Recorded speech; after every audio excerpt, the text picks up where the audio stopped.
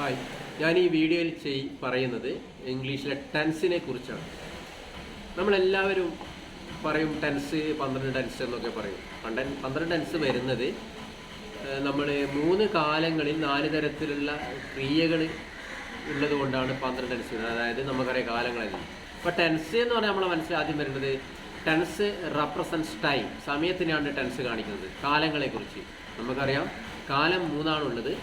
ഒന്ന് നമ്മളെ വർത്തമാനകാലം എന്ന് പറയുന്ന പ്രസൻറ്റ്, അതുപോലെ തന്നെ കഴിഞ്ഞ കാലം പാസ്റ്റ്, വരാൻ പോകുന്ന കാലം future.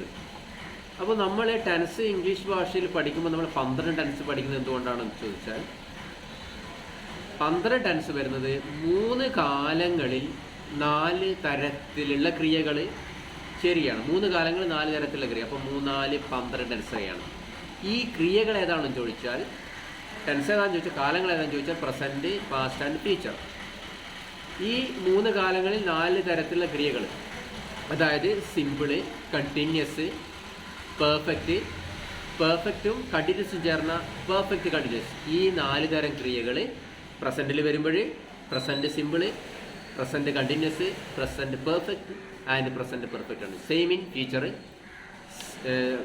Future simple future, future continuous, future perfect continuous.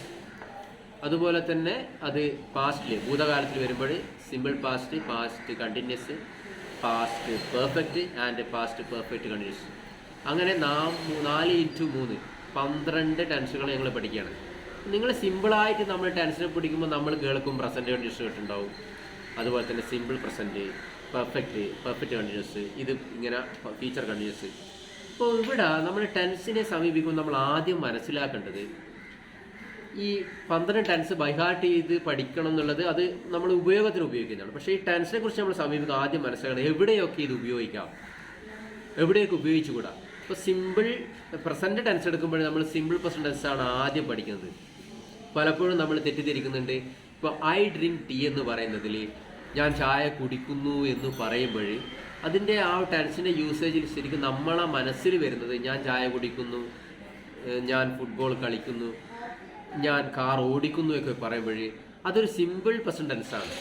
Simple present ടെൻസായ ആ ഒരു ടെൻസിനെ നമ്മൾ സമീപിക്കേണ്ടത് സിമ്പിൾ പ്രസൻറ്റ് ടെൻസുകൾ നമ്മൾ ഒരു കാര്യം, ഒരു ക്രിയ നമ്മൾ ചെയ്തുകൊണ്ടിരിക്കുമ്പോൾ സിമ്പിൾ പ്രസൻറ്റ് ടെൻസ് ഉപയോഗിച്ച് കൂടാന്നുള്ളത് നമ്മൾ ആദ്യം പഠിക്കണം. ഐ ഡ്രിങ്ക് ടീ എന്ന് പറഞ്ഞാൽ അതിൻ്റെ ശരിക്കും ഉപയോഗം എന്ന് പറഞ്ഞാൽ സ്ഥിരമായി ഒരു ഹാബിറ്റായിട്ട് സ്വഭാവമായിട്ട് വരുന്ന കാര്യങ്ങളാണ് ഉപയോഗിക്കേണ്ടത്. ഇപ്പം എൻ്റെ സ്വഭാവമാണ് ഞാൻ ചായ കുടിക്കുന്നുള്ളത്. ഐ ഡ്രിങ്ക് ടീ എന്ന് വെച്ചാൽ ഞാൻ ചായ കുടിക്കാറുണ്ട്. I drink coffee daily in the morning, ഞാൻ ദിവസവും രാവിലെ കാപ്പി കുടിക്കുന്നു. I play football in the evenings, വൈകുന്നേരങ്ങളിൽ ഞാൻ ഫുട്ബോൾ കളിക്കുന്നു. ഇതൊക്കെ ഒരു ഹാബിറ്റുകളിലാണ് നമ്മൾ ഉപയോഗിക്കുക. ഇത്തരം ഹാബിറ്റുകളിലാണ് നമ്മൾ പ്രസൻറ്റ് സിമ്പിൾ ഉപയോഗിക്കേണ്ടത്.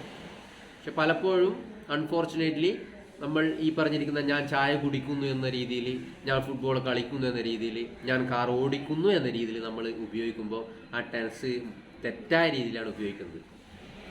ഇതിൽ നിങ്ങൾക്ക് ഉപയോഗിക്കാം, ഞാൻ ചായ കുടിക്കുന്നു എന്ന അർത്ഥത്തിൽ നമ്മൾ ഉപയോഗിക്കുമ്പോൾ അവിടെ ആ ഒരു ഹാബിറ്റിനെ കാണിക്കുന്ന എന്തെങ്കിലും ആഡ്വർബൽ എക്സ്പ്രഷൻസുകൾ, ഇപ്പോൾ ഡെയിലി എന്നോ അതിൽ സംടൈംസ് എന്നോ എവരി ഡേ എന്നോ അതുപോലെ തന്നെ എവരി വീക്ക് എന്നോ വൺസ് ഇൻ എ വീക്ക് എന്നോ ഇത്തരത്തിലുള്ള ആഡ്വർബൽ എക്സ്പ്രഷനുകളോടുകൂടി ഉപയോഗിക്കുമ്പോൾ നമുക്ക് പറയാം ഞാൻ ദിവസവും രാവിലെ 5 മണിക്ക് മുന്നേ ഉണരുന്നു എന്ന് വെച്ചാൽ ഉണരുന്ന സമയത്തെ കുറിച്ചല്ല പറയുന്നത്. ഡെയിലി ചെയ്യുന്ന കാര്യം എന്ന രീതിയിൽ ദിവസവും എന്ന ക്രിയ വരുന്നുണ്ട്. അവിടെ ഒരു ആഡ്വർബൽ എക്സ്പ്രഷൻസ് വരുന്നുണ്ട്. ഇത്തരം ആഡ്വർബൽ എക്സ്പ്രഷനുകൾ ഇല്ലാതെ നമ്മൾ ഉപയോഗിക്കുമ്പോൾ ഈ ടെൻസിന് നമ്മൾ കൺഫ്യൂഷൻ അടിക്കും. ഇത് ഇങ്ങനെ ഞാൻ രാവിലെ 5 മണിക്ക് മുമ്പേ ഉണരുന്നു എന്ന് പറയുമ്പോൾ മാത്രം അവിടെ നമുക്ക് ആ ഉണരുന്ന സമയം നടക്കുന്ന ക്രിയ എന്ന രീതിയിൽ തെറ്റിദ്ധരിക്കപ്പെടും. ഈ തെറ്റിദ്ധാരണ ഒഴിവാക്കാൻ നമ്മൾ അവിടെ ഇത് വെച്ച് കൊടുത്താൽ മതി. അതായത് ദിവസവും എന്നോ അല്ലെങ്കിൽ ഡെയിലി എന്നോ രീതിയിൽ നമ്മൾ ദിവസവും എന്നതിനാണ് ഡെയിലി എന്ന് പറയും. ഡെയിലി അതായത് I wake up before 5 o'clock daily in the morning എന്ന് വെച്ചാൽ ഞാൻ എൻ്റെ സ്വഭാവമാണ് ദിവസം എപ്പോഴും 5 മണിക്ക് മുന്നേ ഉണരുക എന്നുള്ളത്. അപ്പോൾ ഡെയിലി എന്ന പറഞ്ഞാൽ അത്തരം ഒരു ആഡ്വർബൽ എക്സ്പ്രഷൻ അവിടെ ഉള്ളത് കൊണ്ട് നമുക്ക് സിമ്പിൾ പ്രസൻറ്റ് ടെൻസിനെ നമ്മൾ തെറ്റിദ്ധരിക്കില്ല. അപ്പോൾ നാം പറയുന്നത് ഒരു സിമ്പിൾ പ്രസൻറ്റ് ടെൻസ് ഉപയോഗിക്കുന്നത് നമ്മളൊന്ന് ഹാബിച്വൽ ആക്ഷനുകളാണ്. ഞാൻ ആദ്യം സിമ്പിളായിട്ട് പറയുകയാണ്, ഇതിൻ്റെ ഡീറ്റെയിൽസ് ആയിട്ട് ഒരുപാട് പറയാനുണ്ട്. അപ്പോൾ സിമ്പിൾ പ്രസന്റ് ടെൻസുകൾ നമ്മൾ സമീപിക്കുമ്പോൾ ആദ്യം മനസ്സിലാവേണ്ടത് അതൊരു ഹാബിച്വൽ ആക്ഷനാണ്. ഞാൻ ചായ കുടിക്കുമ്പോൾ ഞാൻ പറയേണ്ടത്, ഞാനിപ്പോൾ ചായ കുടിക്കുന്നുണ്ട്, എൻ്റെ കയ്യിൽ ഞാൻ ക്ലാസ് ഇങ്ങനെ കുടിക്കുമ്പോൾ ഞാൻ പറയേണ്ടത് ഐ ആം ഡ്രിങ്കിങ് ടീ എന്നാണ്. അത് പ്രസൻറ്റ് കണ്ടിന്യൂസ് ആണ്. I am drinking tea. അത് ഞാനായതുകൊണ്ട് അത് ഐ ആം ഡ്രിങ്കിങ് എന്ന് പറയുന്നത്.